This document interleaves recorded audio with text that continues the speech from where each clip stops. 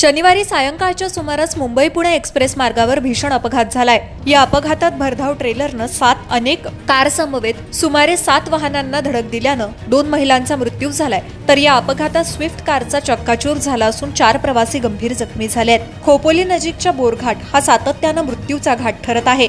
शनिवारी सायंकाळीच्या सुमारास बोरघाटातील मुंबईकडे जाणाऱ्या तीव्र उतारावर भीषण अपघात झाला। यामध्ये मुंबईच्या दिशेनं निघालेल्या ट्रेलरवरील चालकाचा ताबा सुटल्यानं पुढे जाणाऱ्या बस आणि कारला जोरदार धडक दिल्यानं अपघात झाला होता, तर या अपघातात 2 बस आणि 4 कारला धडक बसल्यानं अपघात झाला होता। या अपघातात ट्रेलरनं पुढे जाणाऱ्या स्विफ्ट कारला धडक दिल्यानं ती कार पुढे जाणाऱ्या खासगी बस आणि ट्रेलरच्या मध्ये चिरडली गेल्यानं कारमधील 2 महिलांचा मृत्यू झालाय, तर या अपघातात स्विफ्ट कारचा चक्काचूर झाला असून ट्रेलरनं बाजूने जाणाऱ्या कारला देखील धडक दिली होती। तर बोरघाटातील तीव्र उतारावर झालेल्या या अपघातात 5 कार, 2 बसेस आणि ट्रेलरचं नुकसान झालं असून 4 प्रवासी गंभीर जखमी झाले आहेत। दरम्यान या अपघाताची माहिती मिळताच वाहतूक पोलीस आणि मदतीसाठी धावणाऱ्या सामाजिक कार्यकर्त्यांनी घटनास्थळी धाव घेतली। यावेळी अपघातात जखमी झालेल्या प्रवाशांना रुग्णालयात दाखल करण्यात आलं असून या अपघातात 17 वर्षीय श्रेया अवताडे आणि अश्विनी हळदणकर यांचा मृत्यू झालाय, तर या अपघातात सोलापूर येथील वसुधा जाधव यांच्या समवेत त्यांच्या सारिका विजय जाधव आणि अविनाश विजय जाधव या मुली जखमी झाल्या आहेत, तर मुंबईतील घाटकोपर येथील सारिका अवतारे या जखमी झाल्या असून त्यांना नवी मुंबईतील कामोठे येथील MGM रुग्णालयात दाखल करण्यात आलंय,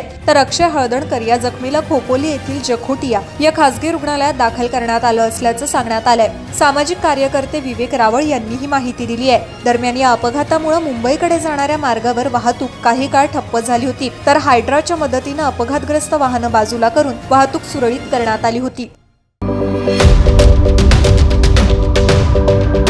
YouTube वर सुद्धा रायगड टाइम्स सर्च करा आणि पहा रायगडच्या कानाकोपऱ्यातील प्रत्येक बित्तम बातमी।